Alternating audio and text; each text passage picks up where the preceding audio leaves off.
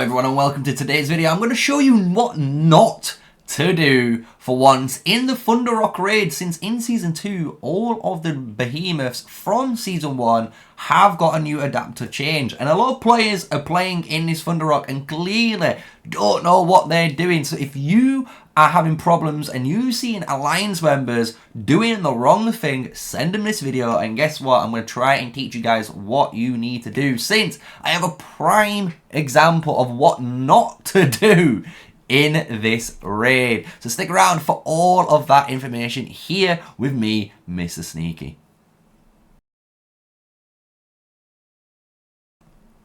Hello, yes, smash a like, comment and subscribe for more daily Call of Dragons videos. And yeah, we're going into the ROC here. We've got it located, and a lot of players are having a lot of problems, because the thing is with this, everyone thinks it's the same, which it kind of is, right? It is a very similar raid, and I'm going to obviously explain what you need to do in the raid itself. So don't feel like you're gonna have any issues here. I'm gonna give you a really quick brief rundown what you need to do and what the difference is then in Season 1 and Season 2, right? So if you're looking at the ROC right now, obviously you're gonna have all of your members inside the raid, and when you get that ability to do that, what you're gonna need to do is pretty simple.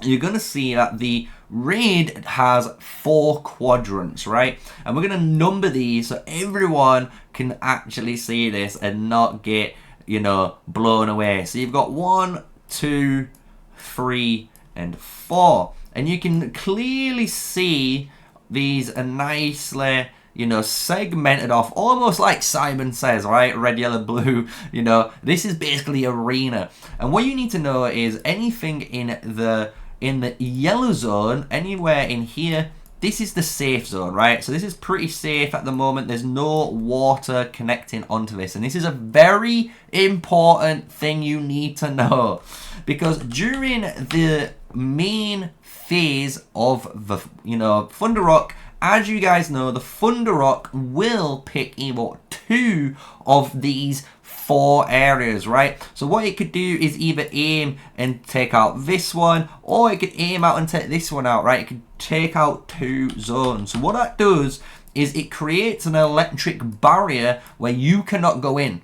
And what you need to do is obviously get the green healing stones that would have spawned on the other 2, and once you've got that 2 healing stones, what will happen is it will just repeat. So instead of having now, you know, these 2 zones, it'll go to these 2, right? So these are the next 2 that will be done, and then you can run and claim these 2 healing stones. And once you've done that, as you guys know, the ROC comes down and you can DPS it for free, right? And during this stage though, there is a very important mechanic, and this is what separates Season 1 from Season 2, because in this, what we're going to do is actually make a little person. So in this raid, what happens originally, 2 of your players, right, 2 of your guys, let's draw them a little happy face, you know. So 2 of your alliance members here are going to be in the raid, and during this raid in the Season 1 version, what happens is you get a little mark. You get exactly a little red one. Let's try and get accurate here. So you get a little red mark above your legion's head, right? So you know you've got this mark. And if you have this mark, it's your job to make sure you're in the safe zone. Because if you are in any of these, you know, any of these areas on the water, what happens is instead of that damage being only like 5 or 10%, really small damage, it amplifies it to over 90%, and it can just absolutely obliterate an entire raid, right? So when we go to actually look at the differences in Season 1 and Season 2, it's pretty simple. Season 1, 2 of you get marked. And when you look in the Behemoth Hunter stages and go to Season 2 on the Darkened Skies, which is the ROC ability, 3 extra targets have the Electro bar. So 5 of your members will have this target on. So you need to make sure you guys are not in the wrong zones, right? And on top of this, what we're going to showcase as well is the Elite Raid, because the Elite Raid obviously has the different areas. So you got Thunderstruck. After entering the battle, the ROC shoots random lightning. This one is a really annoying one. You need to pay attention to this, and if you don't, you're going to get melted, which you're going to see in a short moment's time. So don't worry, we've got the gameplay here to follow all of this theory crafting and just guide showcasing how you meant to do this raid, right? So these are all the nasty things. Everyone knows the top two are kind of passive buffs, but the Thunderstroke and the Indomitable Will is, you know, the one that you need to be paying attention of, because while you're doing the Mana Stones, the Thunder Rock can heal, so you need to do this as fast as possible, so make sure you do it, right? So let's go into the gameplay side now. Since we've gone over the little elite raids, you know Season 1, 2 of you get marked, and in Season 2, 5 of you get marked for 3 additional targets. So let's showcase it and what you're not supposed to do, because this is going to be a nasty wipe on what you're not meant to do in the Thunder Rock raid for all those players that are killing your alliance members. And welcome. This is basically us in TMO2, basically fighting the elite Thunder Rock for the first time, right? So we just killed the Thunder Rock nice and easily, and now it's Elite Boy time, right? So what you're going to notice here is what you're not supposed to do, and this is some really good gameplay on showcasing this. So obviously all the abilities are coming out. I'm running a Syndreon and a Freygar March, if you're just wondering for the DPS, and you just got to make sure you're dodging those AoEs, right? So this is nothing complicated right now. This is just what I would consider the basic mechanics of the raid. But now we're entering that 30-second stage. So if you're going to start paying attention, you'll see players are starting to die, right? You can see now, again, another one is happening, right? And what's going on, if we just pause the video right here, you can see the Thunder Rock has already started shooting the balls. So if we go back, you can see what you're meant to do here. So as you can see, this ball is traveling this side, right? And then he's going to start shooting, as we know now, to the right side. So what you need to do is rotate into the top and the bottom zones, because if you don't, what's going to happen here in a moment, once both zones are electrified, he's going to knock you into them, right? So there, boom. And you can see the massive amount of damage being taken by the guys that didn't rotate, right? And this is one of the mechanics that you need to pay attention on. Luckily, we are really close to our healing stone. So we are doing, as you can see, 2 really, really quickly just before the electric fences go. And now we see which of the 2 zones are blocked, right? And now this is the zones you need to pay attention to, because you can see on screen, no one's got the mark on, right? And now, there we go. So if we pause it here, what you can see is myself, it looks like, and one of the guys right next to the healing stone has the buff on him, right? So you can see this swirl. You see how it's so mind-boggling how you can miss this, right? Everyone looks normal, and now, boom, look, and it gives you a big flash animation. So if you, as you can see, like myself, are one of those players that has the mark on them, you need to run into the center. So look, we are running into the center, but then I noticed, look, oh, it wasn't on me, it was on someone else since they were all moving, and now I can move back and help, right?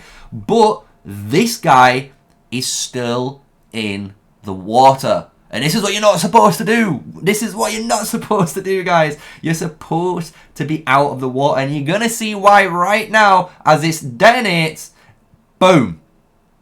And just like that, I lost over a third of my health instantaneously, right? And this is what you're not supposed to do. You are supposed to use your march, and if you've got the buff, go into the center, and that is safe because you can't get damaged at the moment if you are just following the base mechanics of the game, right? So now we're going to watch it again. So you can see here, bang bang, he's blocked the top, he's blocked the right side, so we need to capture obviously this area. And now we've got more people in the water. Look, you can see them all in the water still. I'm zoomed in, you can see I am away from the water, and boom, again. So if we go back just to showcase this one more time, look, you can see 3 of us are in the center. So this is really good. Look, us 3 are in the center, but this person just above me, these 2, don't know who you are, but you are still in the water. And by being in the water, guess what? You're going to see now 84 1,000 damage being dealt to these guys compared to me only taking 8k. Watch. Boom. 7,592. And then these guys, 82,000, man. So this is exactly what you're not supposed to do in the Thunder Rock raid. And I hope that makes sense to you, because if you are wasting time and you're killing your allies off by, you know, just standing in the water doing the most simplest of things, you're not gonna get the elite raid done, because you have to deal so much damage, as you can see here, as we're dealing now, to the Thunder Rock during the downtime. Because when you are getting into that healing phase where you have to go through all the quadrants, remember, it does stay on the elite raid, the Thunder Rock is gonna start healing. So we can watch it one more time, nice and simple, just to give you guys a nice little run through, and I can show you how I am playing, right? Because I am positioned on almost 2 zones. So if one of my zones gets, you know, instantly blasted with the lightning, I can move to the top one, and if I see it rotate, the Thunder Rock rotate to shoot that zone, I can already start blasting it over, right? But as you can see, there we go, I move at the last second, because I can see my zone getting popped, and as soon as I move, we carry on DPS it. Nice and simple, nothing crazy, right?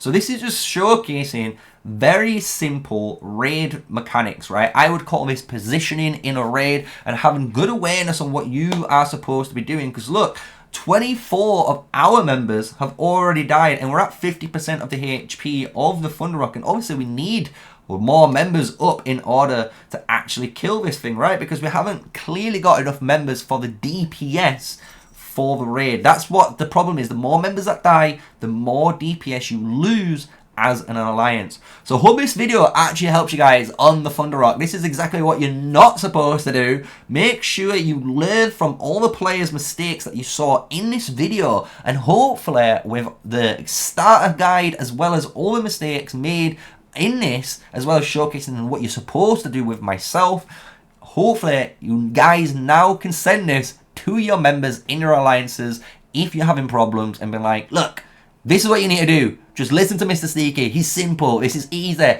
Stop overcomplicating things, because it is honestly really, really simple. Just get in the safe zone if you get the mark on you. Nice and easy. So, with all that said, smash the like, comment, and subscribe for more daily Call of Dragons videos. My name's MrSneakyy, an official Call of Dragons content creator. And with all of that said, stay safe, stay sneaky until the next video, and peace out.